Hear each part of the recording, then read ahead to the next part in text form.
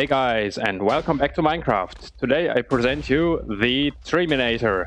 This self-sustaining tree farm produces 2100 warped stems per hour, over 1000 bonemeal per hour, and 800 shroom lights per hour.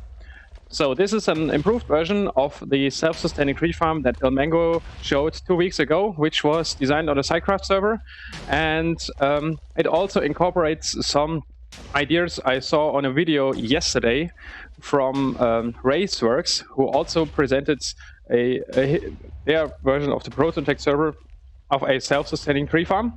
And this version is about 25% faster than the version they showed, and it works quite differently.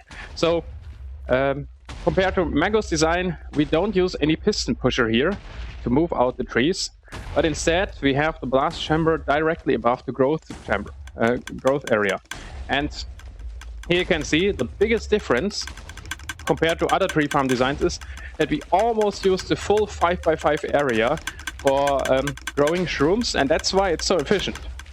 So the middle dispenser here is bone mealing the area, and then the piston worm swipes any tree trunks that emerge when the side dispensers here fire the bone meal as well to grow the fungi.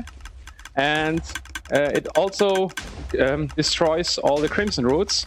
And there's a lot of stuff tightly built into this system here, so let's go through each thing step by step so you can actually see what's going on.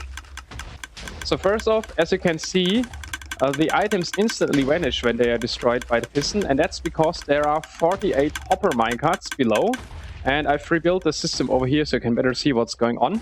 The problem is that otherwise, if I try to move out the items to the side with the piston worm, they quickly get stuck in the ceiling, because if a stem grows, then the item gets stuck between the piston and the stem and it raises upwards. That's why, let's go to creative mode, I figured out that this setup here actually does everything at once and basically has multi-use for each block. The minecarts suck out the items through and into this hopper line, while at the same time, using the observers below, we can actually update the observers above here and power the piston worms from below through the sucking item system here. And this is necessary because we have so much stuff going on here in the middle at the same time. On top of the grass area, there are these dispensers here. It's a bit hard to see, but now you can see it when the piston worm is actually moving away. Now we see it. And they are all firing the bone meal in order to grow any fungi. Now, it was actually not trivial to lay out the hoppers such that everything is just 2 blocks high. And there's the advantage that we don't need to place any dispensers right above the bottom dispensers here. So it's actually possible to find a hopper layout where the middle 2 ones are also filled in and without ever going 1 layer above the dispensers. Because we just need the second hopper layer here to collect the items that are blown up by the blast chamber. As you can see, these top hoppers are empty and the ones below are all carrying bone meal. And because they are filled up with bone meal, they don't actually suck up the items here, which is good, so we can actually stack individual item lines right next to each other. So another thing where it's very tightly built. Now, I already see that the blast chamber actually looks kind of interesting and quite unusual. So what's going on here? The nether wart or netherite blocks here are actually necessary, and you could also use ancient debris, but for the showcase I used the better looking netherite, of course. And the thing is, in order to blow up the trees right in the middle, because we have this 5x5 area where we can grow them, I wanted to dispense TNT at the bottom here, as close to the bottom as possible, so that each block that is blown up can directly be sucked. And as you can see, it works very well. Now the problem is though that if we have just a simple drop shoot here, well, the TNT, a tree might grow in there and fill it up. And if we fill up the drop shoot like we did over here on top with something with no collision box, for example these fence gates here, well, the TNT is gonna blow up these fence gates. But luckily, we can just simply push over these netherite blocks when we actually grow the trees, so you can hear the dispensers firing every time the pistons are extended 8 times. So now 1, 2, 3, 4, 5, 6, 7, 8. Yep. And this prevents any tree from actually growing inside the drop chute. And then it's just retracted, and the netherite actually prevents the pistons from blowing up. It's perfect. And you can see most blocks are actually blown up. A few are left behind here, but the next important thing to remember with this tree farm is I wanted to go for a tree farm that is as fast as possible, not necessarily 100% efficient. And by just ignoring that there are certain blocks which are not blown up, and just trying to blow up the spots where they are most likely growing, we can actually speed it up quite a lot. So it's just 2 TNTs that actually drop each time a tree grows or can grow. One at the bottom here and one at the top. They grow right after each other. And maybe we get lucky once and actually see a tall tree growing. It's actually quite rare. But if that happens, you can see that it gets blown up from the bottom and then to top. Here you can see several trees growing at once, which is also pretty cool. And not all are cleared at once, but the thing is, since it often happens that nothing actually grows, you just blow them up on the next try. So in total, we just keep track of trying to grow new trees as fast as possible, and ignoring that there are sometimes some blocks left, and it actually works out very well. Now we got some trees which are rather tall, and we can see first the bottom one explode, boom, and then the top one. So yeah, that works really nicely. And you can also see that I'm just using a few endstone slabs at the right spots right here in the center, so that we don't blow up the hoppers. But at the same time, I'm trying to avoid placing them everywhere, so that we can actually also blow up these blocks, which can generate here and collect their drops, which also increases efficiency slightly. Now, we also have some more things. For example, the blocks which are growing are pushed over here and then pushed upwards. And in order to get rid of these, we have 2 additional droppers, which is maybe a bit overkill for the occasional block here and there, but it's important. Yeah, now we have a few more dropping here, and you can see them blowing up nicely.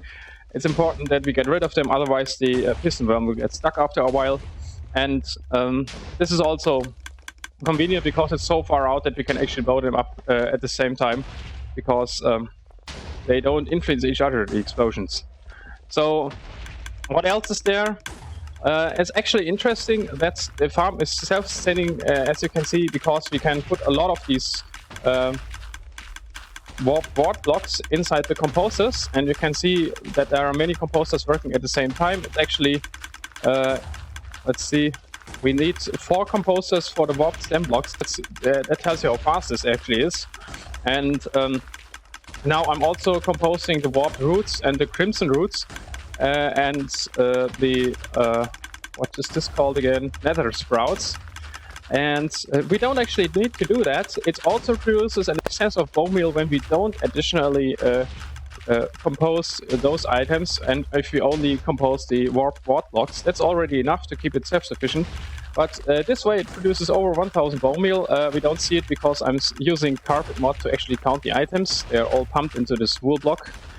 And yeah, but we see the numbers here, so it's really fast, and I mean, obviously it doesn't produce insane amount of items, but it's fast for a self-sustaining tree farm. Yeah, so obviously you will get the world download, and if you want to, I can also make a tutorial for this one. I think it's actually a reasonable survival build. Aside from the ancient debris, you don't need the netherite, so but still.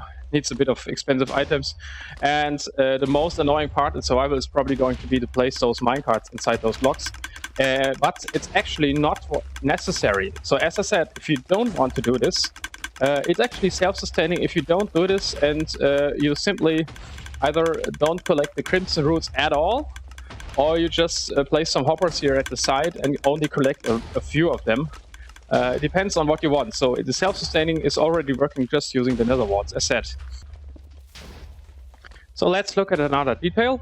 the TNT Ogres are from Raceworks. However, I had to do a slight modification because in his design there are these two blocks here at the bottom, this one and this one, missing, and I very rarely had it happen that the TNT got stuck there and dropped down a bit too early, which in his design doesn't matter, but if it happens over here, it actually blows up part of this drop chute, and that is causing issues and obviously breaking the farm. So that's what I noticed.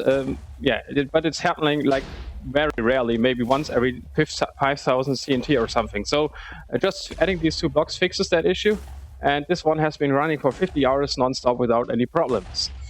Yeah, so you can see the reason why I'm not directly dropping the TNT is twofold. First of all, I need to drop two TNTs on the same spot here, and just using a vertical duper wouldn't allow me to drop a second one. And also, by just having this TNT shoot out immediately, we can have more precise timing. Since the random TNT offset is basically made irrelevant by shooting this out so quickly, so that all of the TNT more or less drop at the same time and therefore drop in the same height. And just using the stair here actually gives me the right amount of delay together with the glass pane, so that the TNT dupers can be built more or less directly above the farm and without placing them high up in the air, where it just would increase the size of the design without making it any better. And I did most of the delay just using some repeater chains. I know it's a bit simple, but in this case there's enough space up here so that we don't need to try more fancy timing methods. Just want to go over the other steps. So how am I actually controlling the piston worms? It's just a row of repeaters here. Let me actually try to fly in there. It's over there. And there are observers below which power these rail lines, and I'm using this system because it allows me to let the piston worm run or crawl at full speed in both directions. It's actually a rather simple timing system once you understood it. So it's basically just 4 tick repeaters. One of them has 6 and 2 rows of 4 tick repeaters, with one of them having 6 offset, as you can see here, starting over here. Just placing observers all below them, and they all fire onto these rails, which then update the individual lines, and that's it. And the timing works both ways, of course, because the rails can be powered from both sides. And it also works through all this sucking system, which was the tricky part. Yeah, I think aside from that, is maybe the nice display here of items showing and flowing. That's the main points of this farm. And I hope you like it. There is one caveat, so if you want to build this in survival, you can only run this farm while being far enough away so that the random ticks don't destroy the floor here. So you need to actually, there's this on-off switch here, let's quickly turn it off. You need to hook up a redstone line and go around 128 blocks away. So if you just like, I'm estimating it now, like if you stand over here, it would still work, and the random ticks wouldn't destroy your grass. So you can still actually see your farm, but you cannot be close to it while it's running. Otherwise, you will have to bonemeal all the bottom, and it will quickly stop working. Yeah. So anyways, tell me if you want to do or want to see a tutorial for this one. I think this is a feasible design size where you can actually do one. And aside from that, I hope you liked the video. I hope you will see us in the next Redstone and Minecraft videos. I'm hoping to be able to pump out more videos in the future. Until then, goodbye and have a nice day.